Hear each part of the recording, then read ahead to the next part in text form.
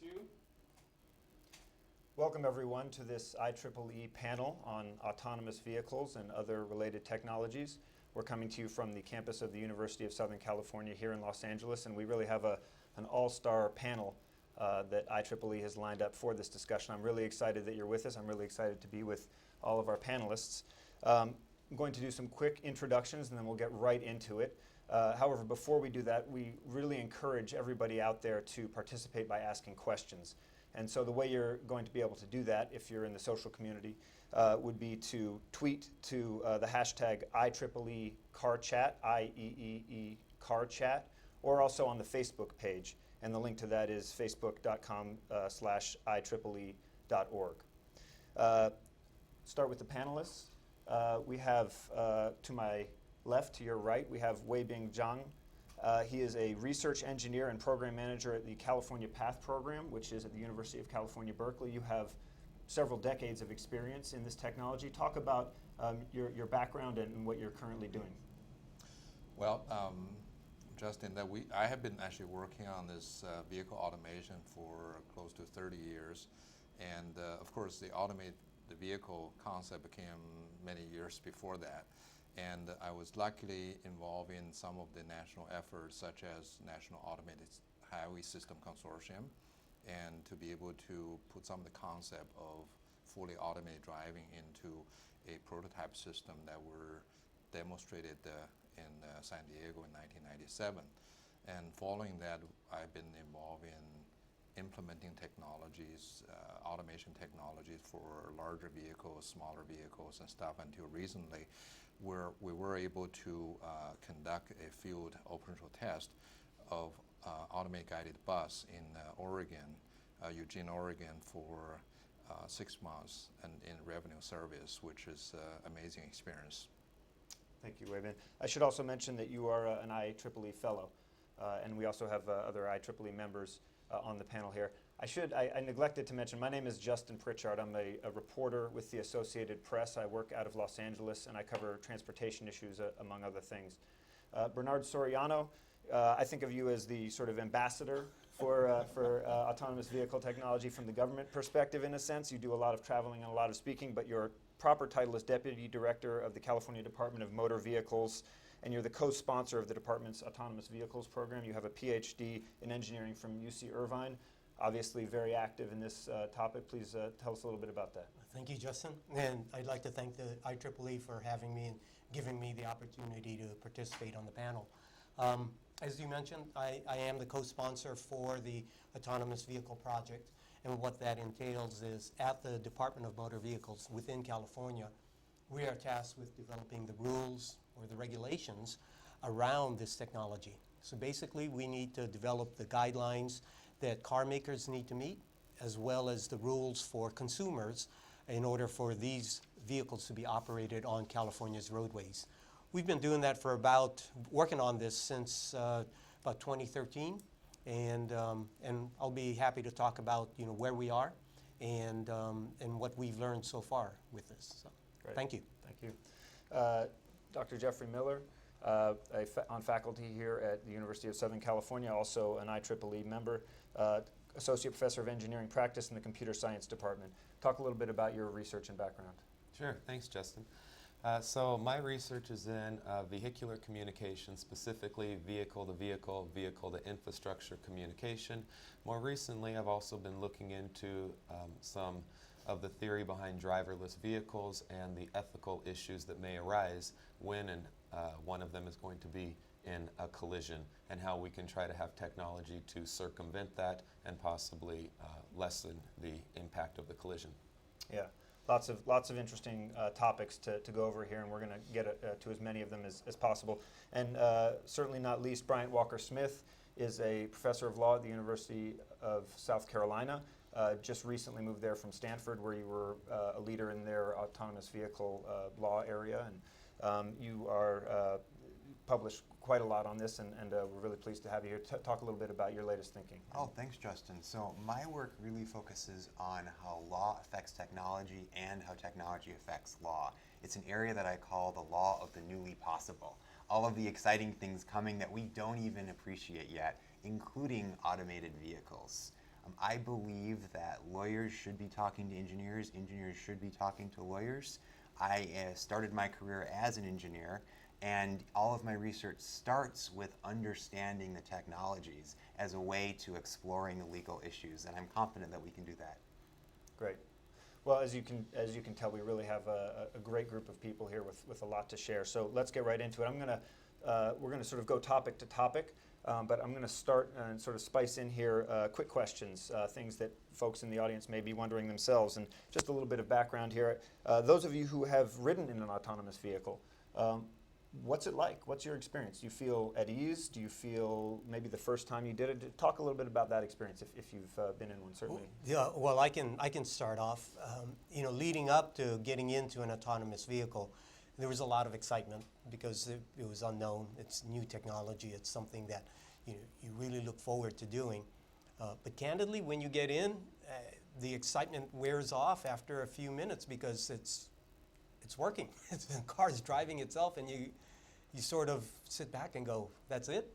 But then there's this sense of wonder that how's the car driving itself? How is the car understanding that a crosswalk is coming upon itself and the car stops because there's a pedestrian that's going to cross the road, or there's the light that was green, turns yellow, so it slows down and stops. So there's that sense of wonderment. And I really appreciate the opportunity to be able to be in those vehicles. Well, being a researcher, that I have been actually in the experimental vehicle, both on the driver's seat as well as on the passenger seat and stuff. So expected and unexpected. So I think that as we're actually doing the development, as the technologies evolve, people surrounding me start building up the confidence on the technology, but also come to an understanding that the system need to be designed to be safe, so that actually will leave the doubt from those passengers that do not know the technologies to feel comfortable and to get into trust of the system. So I've been on horses, I've been in elevators, and I've been in autonomous cars. And I would agree, it's, in some ways, the most striking part is seeing what other drivers on the road are thinking and doing when an automated vehicle passes by. At least in the early days in California, there was a lot of awe and there was a lot of distracted driving that seemed to be taking place because of the automated vehicle. As other people were excited by it. But now it's become, I think, a little more routine in California to simply see them on the roads. Yeah, certainly where you are in Palo Alto or where you were in Stanford, that area with Google testing on the streets of Mountain View, seems to have become a pretty commonplace sight.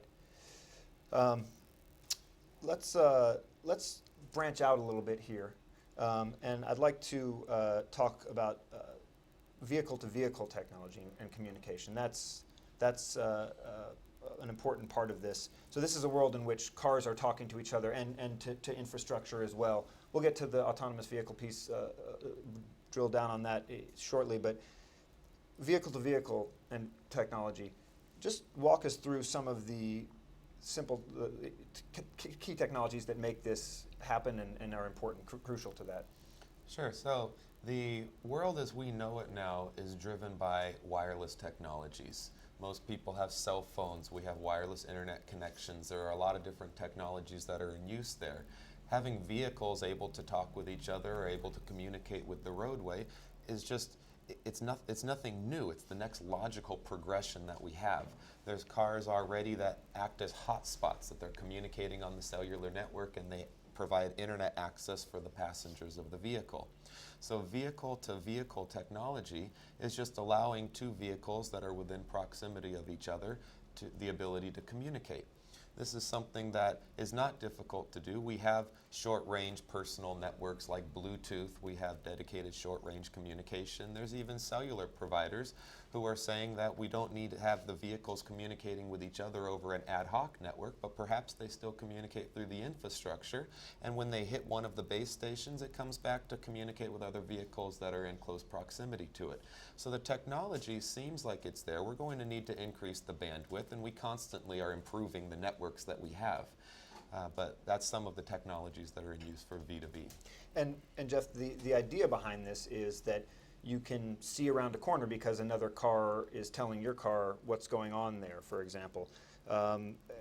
You can certainly see the benefits in terms of safety, traffic flow of V2V. There's also, to some level, security concerns, right?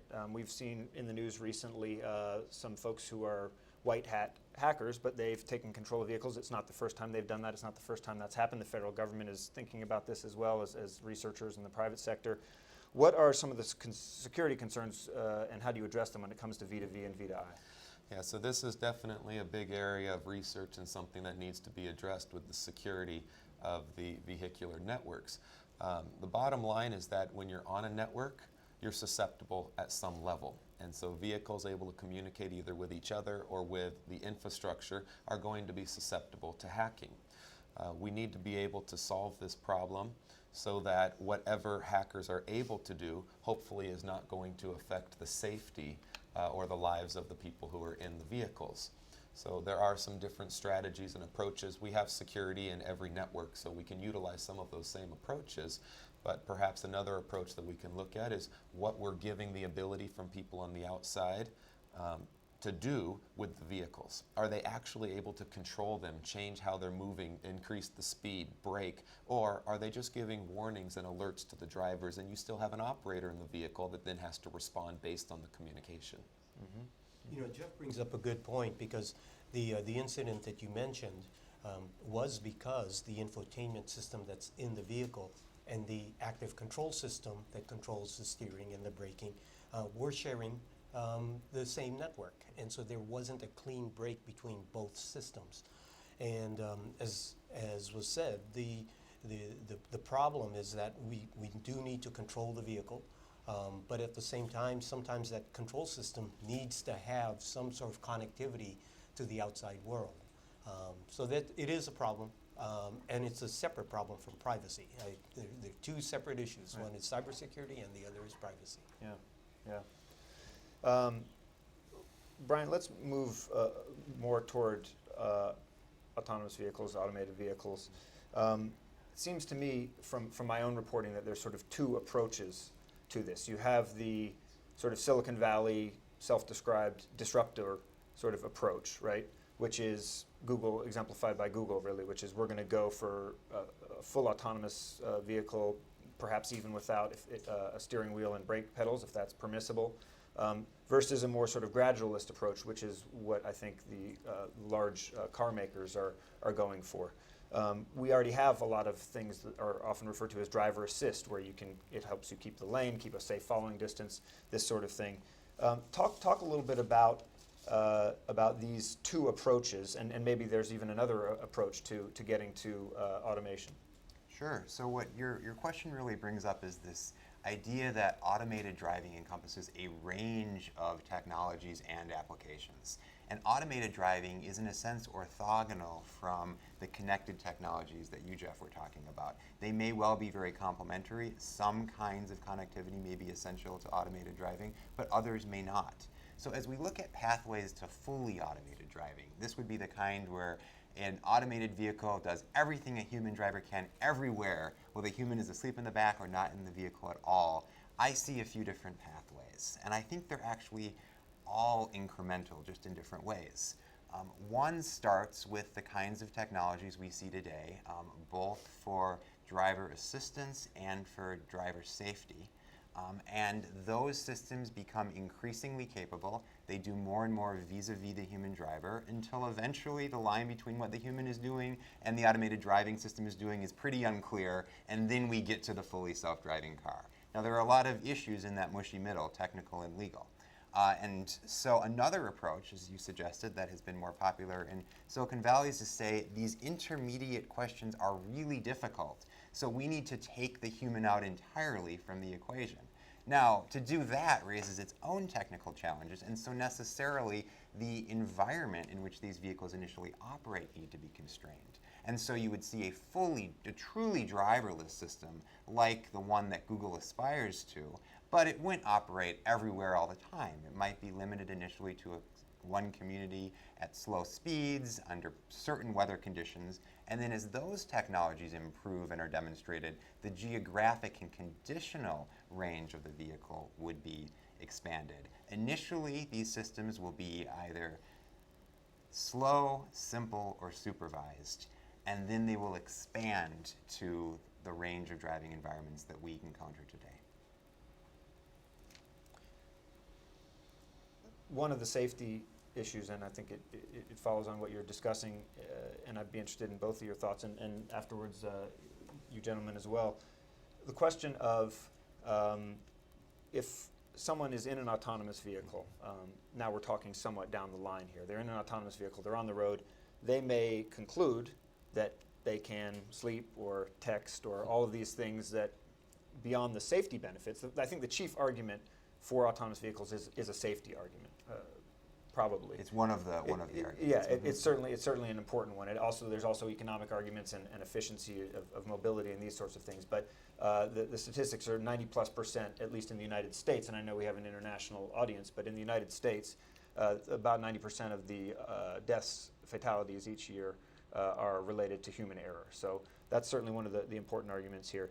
So when you have an autonomous vehicle where the driver, person in the driver's seat, probably in the driver's seat, right, is not paying attention because they don't think they need to because they're an autonomous vehicle. And then the autonomous vehicle gets into a situation where it may not be able to handle it, and under whatever circumstances, the idea is to hand control back over to the human who may not be fully paying attention.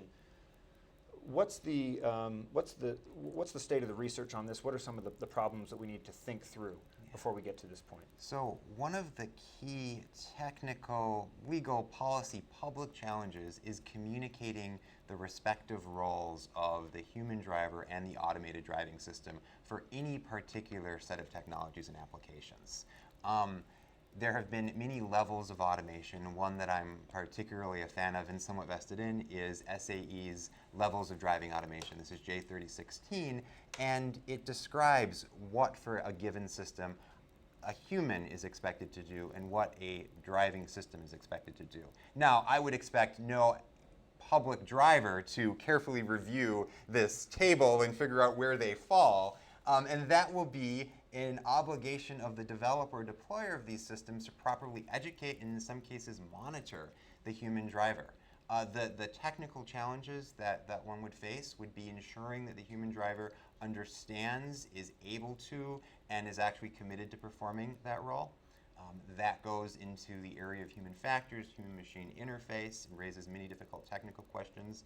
If the automated vehicle is one in which the human driver actually can disengage from actively driving for a portion of the trip, but is nonetheless expected to be available to resume actively driving if the system encounters conditions beyond its design domain, or if it encounters a critical error of some sort, then the challenge is bringing the human back into the driving task within an appropriate amount of time.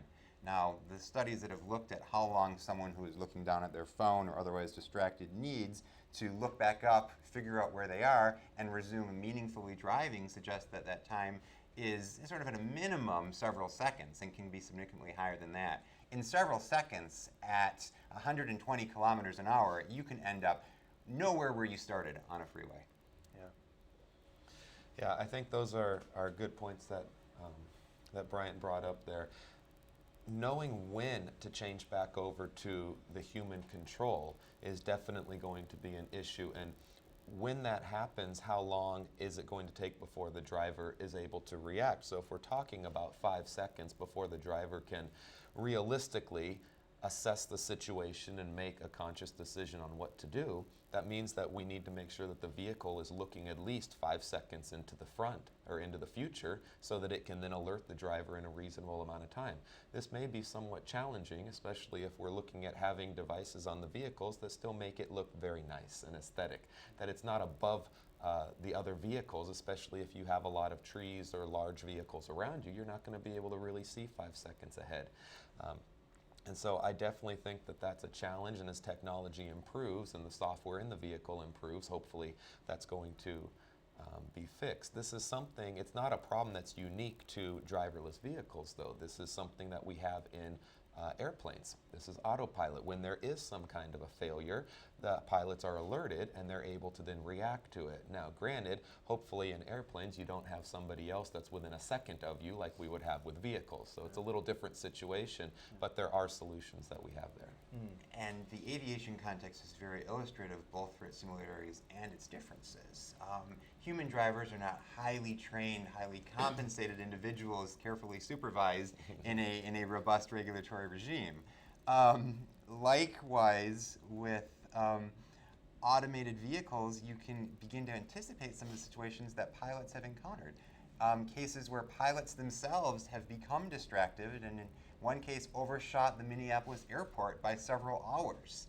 That's where they were underengaged. Another example, the Air France tragedy several years ago, where the pilots resumed actively flying but were not familiar enough with the situation, they're in fact overstimulated, that they were unable to prevent the crash. And so these will be issues that we'll see magnified much more if human drivers are expected to continue to play an active role. On just a purely practical level, what are some of the ways that a car could hand back control to a human, alert a human, and or a human could take control? Well, most likely, as Jeff indicated, that it does take an average driver several seconds to resume their, I guess, the return to a control position to be able to resume the vehicle maneuvers. Under most of the emergency conditions, somehow that we have to actually determine that whether we want to get that control back over to drivers. Right. And in fact, there's some circumstances a design issue, and in others is overall operation policy issue. And I think that the manufacturers and policymakers need to decide how to actually handle it. Now, we discuss about the driver make mistakes in normal driving conditions, so it's somewhere around 30,000 people that fatalities that was caused by human errors. Now, under automated driving, there can be a different type of error that happened that creating a new hazard. And that's all something we need to actually consider at the earlier stage, how to design the system. What might some of those errors that the computer might and the software might make that would be different than we see today? Variety of it. Giving an example, I mean, human could, for example, all of a sudden actually wake up from sleep, the vehicle was driving normally, but somehow that overreacting and slam a brake. Right. That can happen. Where am I? Exactly. Yeah. Or under circumstances that the people are supposed to be, just probably slow down and stop, and then was overreacting by doing steerings that crash into other vehicles. Or might be actually that's a strategy that to take. So there's a variety of different things that driver can do. Now, but given the fact that under the emergency, what's called the conditions, that there's very little time for driver to react. And we know that for majority of the people, for example, under those circumstances that the people were not able to react to, should we actually somehow design the system to be able to distinguish of the emergency conditions versus other conditions that the driver should be able to actually taking over, and then to disallow some of those overtaken. Yeah, that's an interesting point because, as everybody said, that human-machine interface or that the method of allowing the driver to take over, I think it's something that needs to be explored both on the academic side as well as within industry. There's a myriad of different ways you can do it. You can have some sort of haptic simulation, or you can have an audio, a verbal command, or some visual thing that would allow the driver to be alerted that they need to take over. Whatever gets developed, I think eventually needs to somehow be standardized across the board so that drivers are aware that that signal means for them to take over. Very much like what we see standardized within automobiles. But that takes a while because first we need to determine what's the most efficient way for a driver to take over. Yeah. Before I get into one of these other quick questions here, I'd like to remind folks who are in the audience that we're very much hoping to engage with you. And you can ask questions by tweeting at hashtag IEEE CarChat or going to the Facebook page, which is facebook.com/IEEE.org.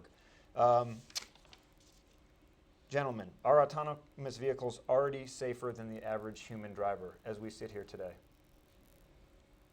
Under carefully controlled test conditions on optimal weather, arguably.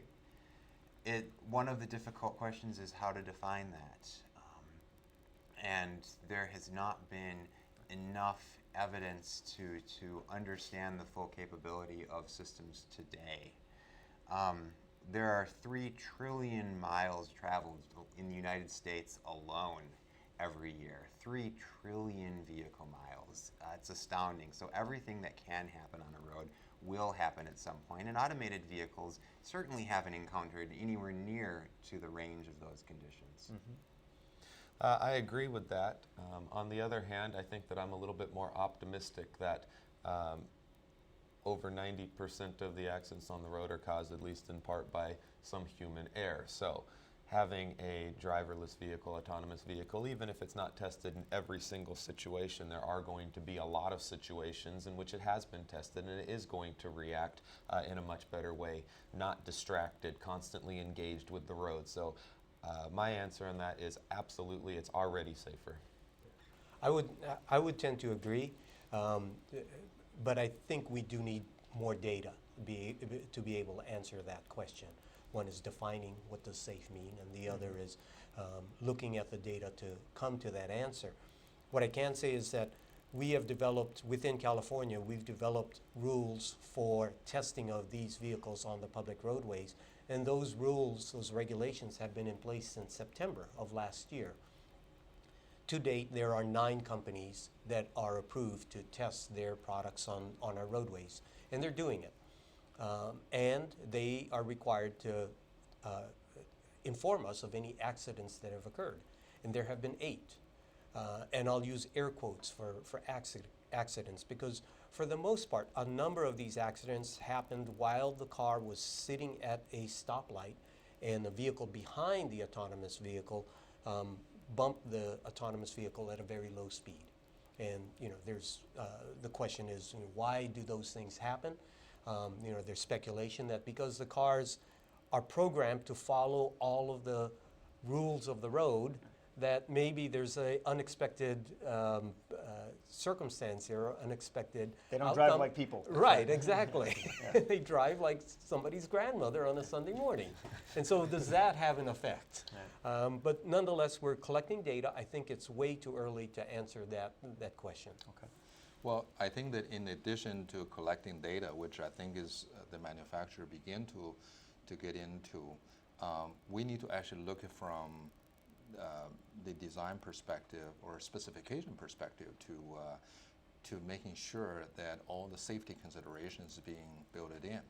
We can design the driver, but we can design an automated system that can follow certain performance. In fact, if you look at the other transportation industry, they typically will come into specification or definition of the safety and they give a target safety level. And I think the automated vehicle, you need to do something similar, not to go with the traditional way that we're actually going with the statistic, because as Brian mentioned, that I think it's going to be a really long way before we accumulate enough numbers to be able to justify. So I think that we can, in fact, to specify the system. It's another set of technologies that go to demonstrating whether these vehicles have achieved a socially acceptable level of risk once that level has been defined, as Bernard pointed Yes. out, and that in itself is a huge technical challenge. I'd like to shift gears a little bit here. Wei-Bin, one of the other aspects of these technological advances is vehicle to infrastructure communication. So in other words, a car might talk to a sensor on a stoplight or the side of the road, and I think I'd like you to talk about where we are with that. I think it's very early. That technology is not nearly as deployed obviously, as autonomous vehicles. I think you advocate a sort of a fresh slate perspective on this, and I'd like you to talk a little bit about that. Yeah, Justin, as we were talking, most of the car manufacturer now is talking about autonomous vehicles, meaning that it places intelligence onto the vehicles and have the vehicle to be able to detect everything driver does and to be able to actually react like driver does. But when we design an automated system, even the autonomous vehicle, it does work with the infrastructure. It works with lane markings, signs, and signals, and so forth. And if, in fact, we take a step back and take a fresh look to say, okay, so do we necessarily need to actually have the automated vehicle to totally duplicate the driver? Because we know there's some limitation of drivers, and the cars currently on the road are designed to somehow cope with those limitations. And automated vehicles could potentially overcome those. And giving you some examples, you already mentioned about signals to talking with cars that you can, knowing that when the signal is going to change, not actually see the change. And also, it can potentially place some infrastructure sensors. You can detect the places where the typical sensor with line of sight limitations will not be able to see. So there's a lot of things that can be done. Or even you could potentially build up physical infrastructures allowing some of the problems, to be isolated, other vehicles intruding or so forth and stuff. So it is very important. And specifically here, vehicle to infrastructure communication is being looked at by the community currently. And US DOT, for example, leading the effort to do the connect vehicles that is begin to rulemaking earlier this year to define basically, what is the role of the vehicle to infrastructure communication, vehicle to vehicle communication, as well as the other, the protocols, messages, and applications, and so forth. And this is very critical. I want to actually use a parallel example how critical the infrastructure would be at a very early stage. We in California has been actually working on high-speed rail, for example. And high-speed rail has a lot of advanced technologies, control, communication, and so forth. But it's actually built on a fixed gauge, which is 4 feet and 8 inches. And if you look back what is defined, how it's defined, it came from 100 years ago that the earlier version of steam engine, which even come in as back as 200 years ago with Roman, the horse carriage. And it was defined by the size of horses. So now, if in fact that we're taking a fresh look on the infrastructure side, on the gauge, do we want to double the gauge or increase the gauge where we can actually lower the center of gravity so the train is going to run a lot of stable, and you can put a lot of passengers or freight on it. But because it has been fixed, it become a default standard. It's very difficult to change. So my point here is that if, in fact, that we are considering the automated driving, I think we should actually look into those critical factors at a very early stage, determine what are the driving factors, how to actually best to design the system where we can actually have vehicle to work with infrastructure so we can actually minimize uncertainties to increase the efficiency of the system, to improve the safety, and so it is a very critical point, to be considered at this stage. Yeah, and we're certainly early in terms of that investment. I don't think anybody has a dollar amount, but what we're talking about in the United States, certainly there's the argument, there's a political argument that has to do with the amount of funding that should go to infrastructure, and of course there's limited resources. It's a zero-sum game. If you give it to infrastructure, you're going to take it away from somewhere else. Can you talk, even if we don't know about specific dollar amounts, what's the scale of investment that we would need in the United States, for example, or even in a more local area, to make vehicle to infrastructure work? Because my understanding is, on some level, it can't just be isolated, right? It has to sort of be everywhere, and that's a huge investment. Is that realistic? Yeah, it's very hard to put a dollar amount into it. It's a huge investment. And also depends on what is going to be involved. If it's talking about communication system, it would actually be relatively doable at the current, I guess, the dollar scale. And if we're talking about the major infrastructure overhaul with the roadways and stuff, it's going to be very expensive. But I think the payoff in the future is going to be tremendous. For example, we could build a very intelligent vehicle that can deal with a variety of different conditions, but the system is going to be very expensive. And if, in fact, that the infrastructure can provide the support, you could potentially reduce the cost of the vehicle side and potentially bring the system into, I'm talking about the fully automated system, that into reality much sooner. So it is something that I think that not only the industry, the car industry, but the government, the infrastructure owners, everybody should come in together to make agreement, to reach agreement on how to actually incorporating a variety of different factors into this automated driving system. And as you referred to earlier, the U.S. Department of Transportation, the Transportation Secretary has made a priority of rule making. So in the U.S. political process, that means that we will get the federal government's guidelines, in a sense, for some of these issues. For communication, yes. I think that's yet to be discussed whether there is any physical infrastructure change. And I think that in this perspective, I think Caltrans, for example, has been actually advocating some of those infrastructure improvements and stuff. And I do understand that there are studies that has been done by multiple states on automated truck lanes and so forth. So those are the things that is all within the Vehicle Infrastructure Corporation that I'm talking about. Okay. We're going to shift to some of these policy and regulatory questions. We certainly have an expert on that here. Before we do, I want to ask another question here, a quick answer question. There's been a big range of predictions in terms of when truly autonomous vehicles will be in the driving public. First off, if you pull out your crystal ball, what's your best guess in terms of when they will be on U.S. roads? And then secondly, if and when this would become a global phenomenon, where the expectation would be that an autonomous vehicle, if you believe that's the future, would be the commonplace thing in most places? So automated vehicles have always been 20 years away. In the 30s, we'd have them by the 50s, 50s by the 70s, in the 90s, we'd have them by today. So the good news is that today they're only 10 years away. So ask me again in 2025, right?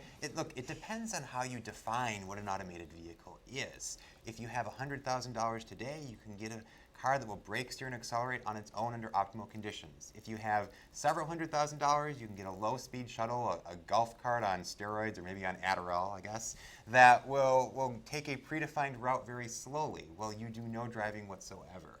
The more advanced technologies are going to start coming out in the next few years. It's going to be exciting. Do I think that we'll see automated vehicles in our lifetime? Absolutely. And it may not be in the United States first. I think that we absolutely are going to be seeing driverless vehicles. I think that it's probably going to be within the next 5 years even. I think that we're going to see manufacturers who are selling it.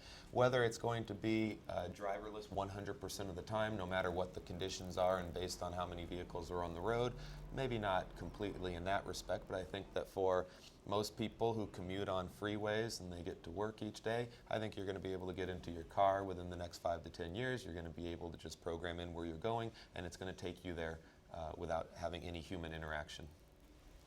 I agree.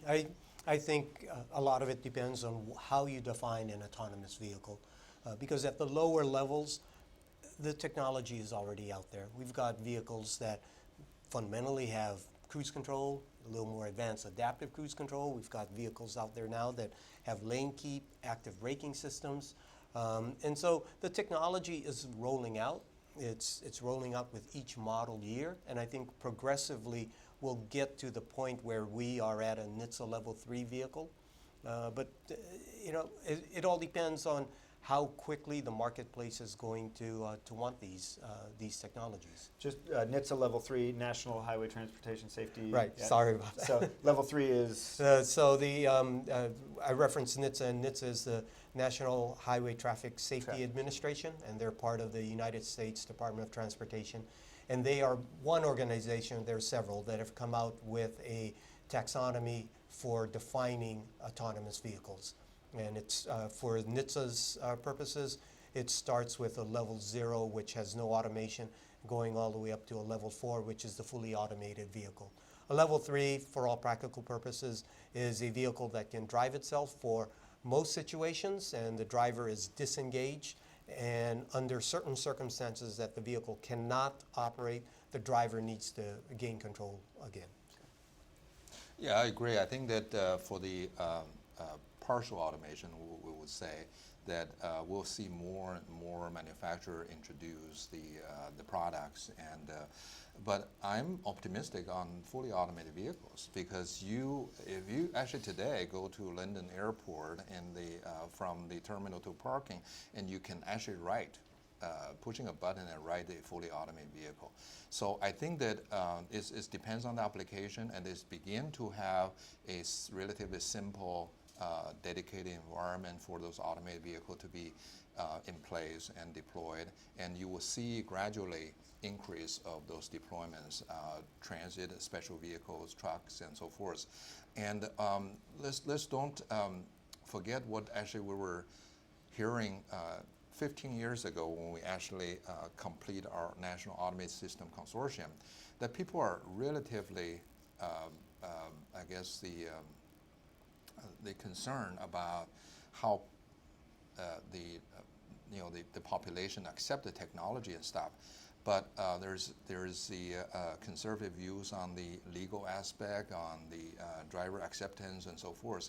And it just this short 15 years, people actually overcome them. So I think that as this kind of technology penetrate to get into the market, people's view is going to change, and I think manufacturer will get in more aggressive to get into the marketplace.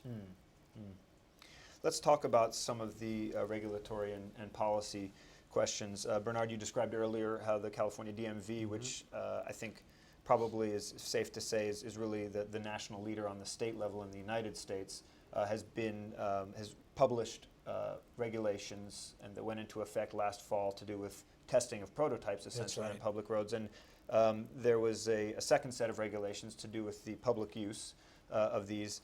Those have been delayed for various reasons, and I'm wondering if at a top level at least, because I know you can't get into too much detail, they still need to be published and commented upon, but if you could talk about some of the things that you're puzzling through as a department. And I know, for example, one of them has to do with when do you know a car is safe? We talked about this earlier. How do you certify that? How do you know what that looks like? So could you talk about some of the challenges? That's first and foremost, that's our challenge, is how do we allow the technology to be used within California and not be an inhibitor to the progression of the technology, but at the same time keep the motoring public safe. And that's the tenet that we always are going to work on, is we want the technologies to come forth, but we need to be assured that the public is safe on the roads. And therein lies the challenge. How are we going to do that? And in addition, there are a myriad of other issues that we need to work our way through. We kind of addressed the cybersecurity issue. There's the issue of privacy, data that's being collected, ownership of that data. There's also issues with regard to more practical issues, insurance, for instance, and then certainly liability, Bryant's favorite topic. So all of those are being discussed. They're being vetted. And we'll come out with a set of regulations at some point in time, but we have to work our way through these issues. Is it possible that the regulations will say something to the effect of you don't need to have a steering wheel or pedals in the car, or you don't even need to have a driver in the front seat? Yeah, I'm not going to comment on that at this time. Okay. Bryant, we have 4 states with laws similar to California's, or at least addressing this.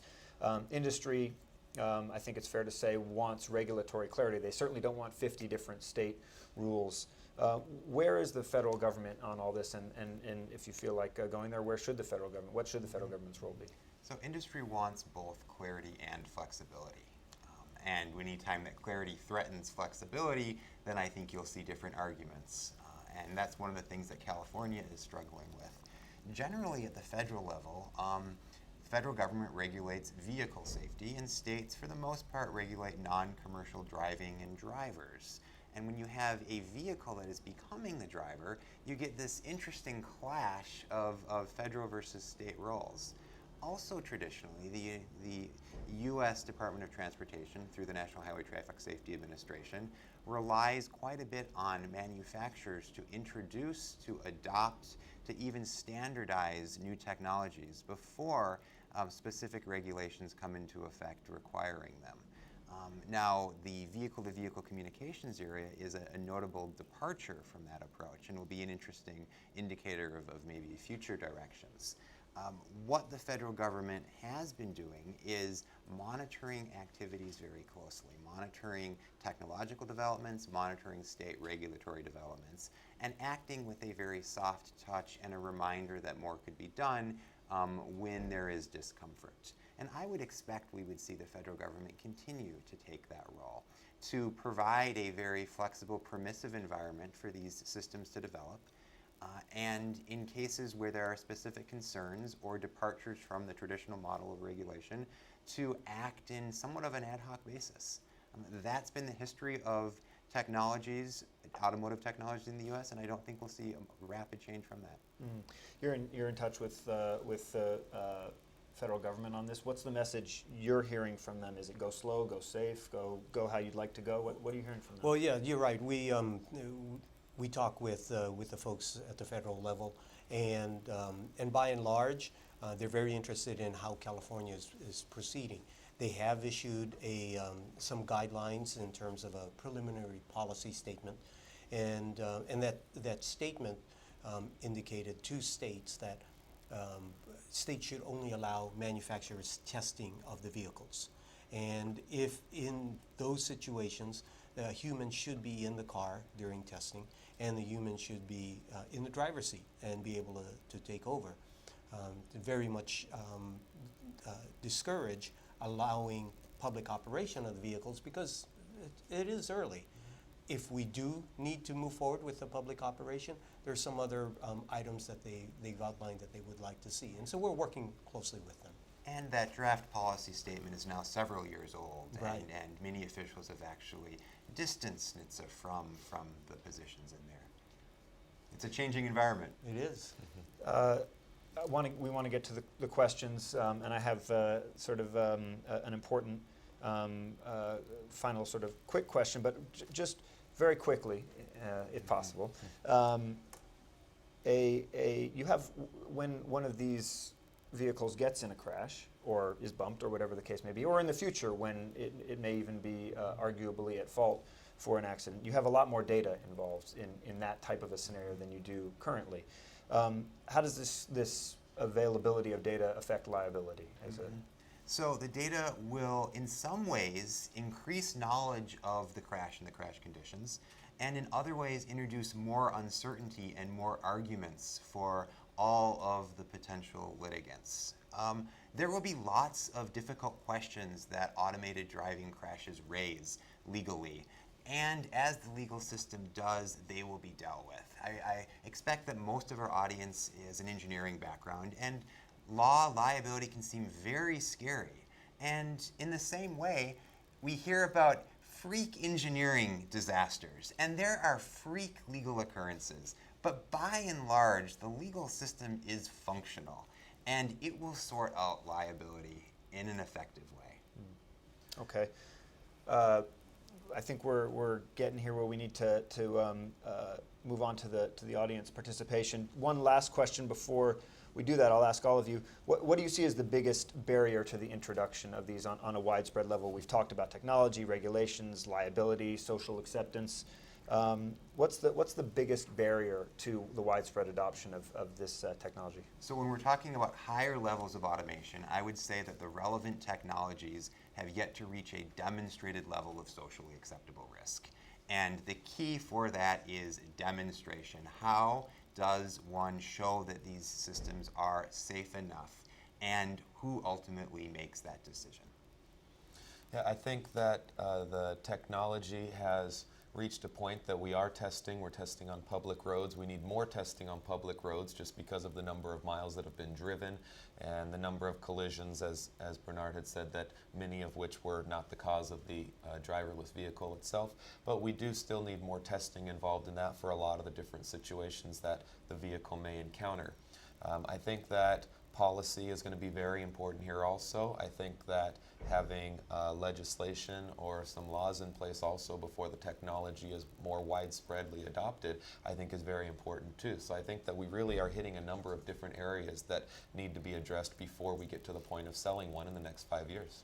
Bernard, you've talked about setting expectations. What do you see as the biggest barrier to Right. Well, Bryant brought up what I was going to mention, and that is this social acceptance of the technology. There's got to be a demonstrated ability for these vehicles, or a demonstration that these vehicles are safe. And it's got to be at a level that society will be able to accept that. It's a difficult thing to do, and how we're going to do that is to be seen. Yeah, Wei-Bin, biggest barrier to the widespread adoption? Well, many. What I think I agree with all this prior discussion, and one of the things that we learned from doing the field testing, just 6 months of field operational tests involving revenue service with a regular bus driver driving the bus, we have encountered so many of those legal, institutional, technical is something we can deal with, but the others that we have actually let the system work it out, liability and so forth. But even, for example, the manufacturer that produce a bus would not want to do anything with the modification we have done, because they don't want actually, whatever you do, the warranty is go away. So as many of those items need to work it out. Okay. We have a question here from Pradeep LN in Bangalore, India. Thank you for asking the question. It's not directed to anyone in particular.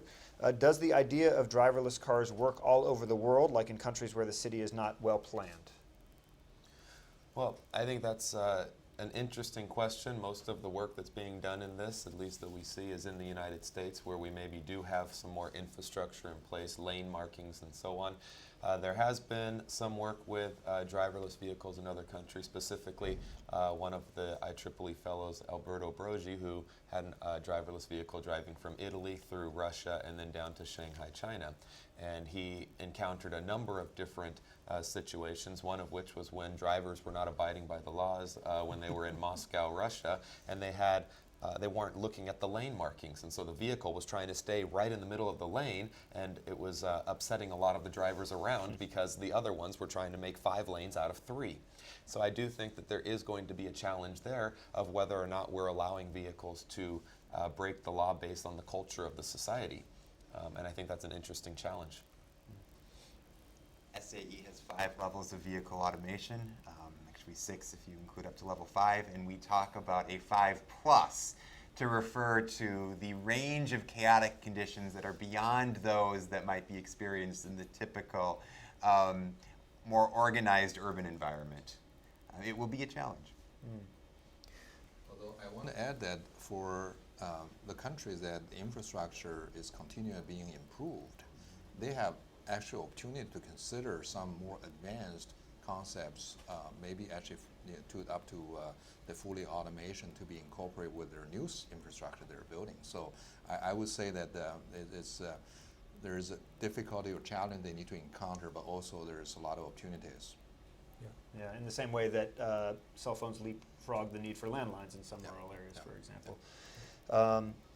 There's also another interesting question related to this, which is that there's sort of 2 approaches, as I understand it at least, to deploying these things. One that Google takes is they map everything in great detail.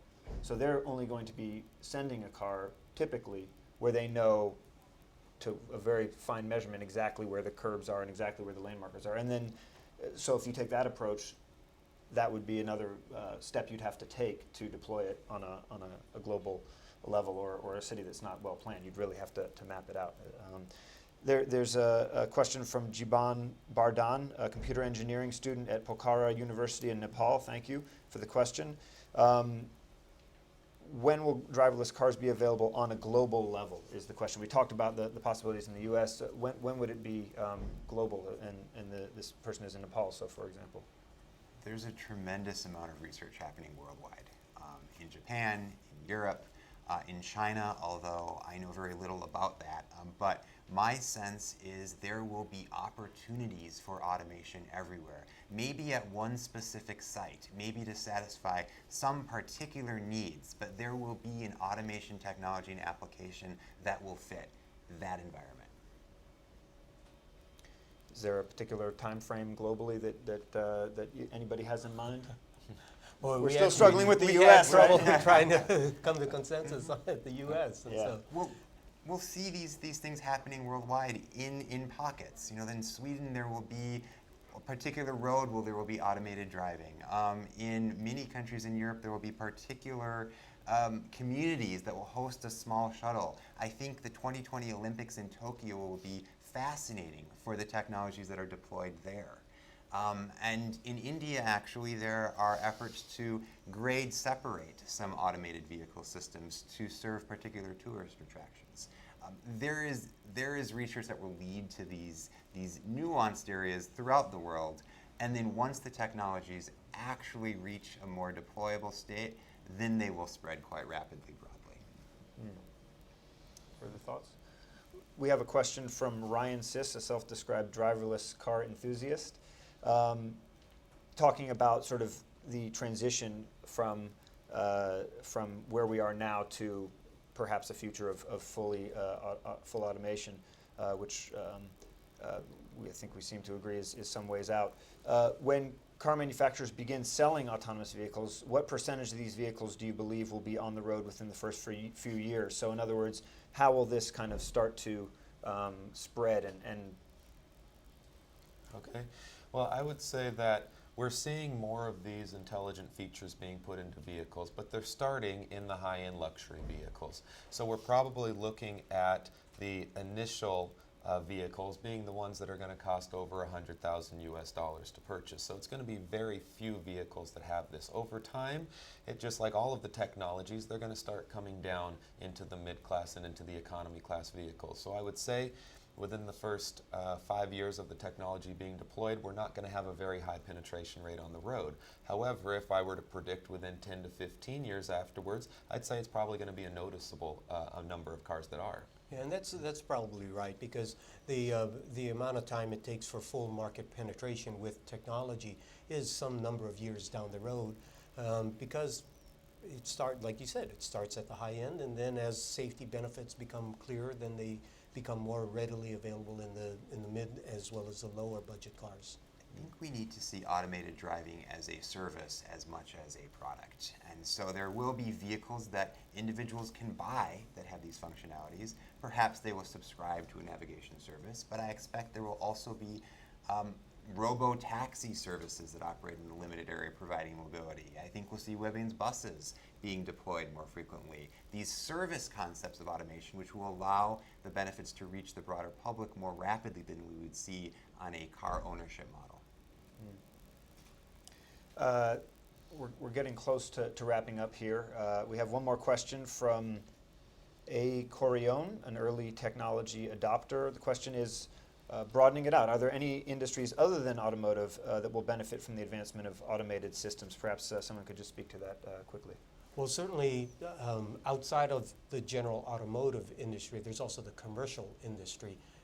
There's huge benefits that could be gained with autonomous technologies in the movement of goods, trucks, for instance. There's fuel savings, there's efficiency, and so that's something outside of passenger vehicles, but it certainly would play well within the commercial trucking side. Certainly, you've got automated ports as well, speaking of the Exactly. movement of goods, where, and indeed you have, sticking with automotive, there are big questions about jobs and job security, for example. If certain companies deploy self-driving fleets, what happens to drivers as a whole, and truckers as well? Right. Go ahead.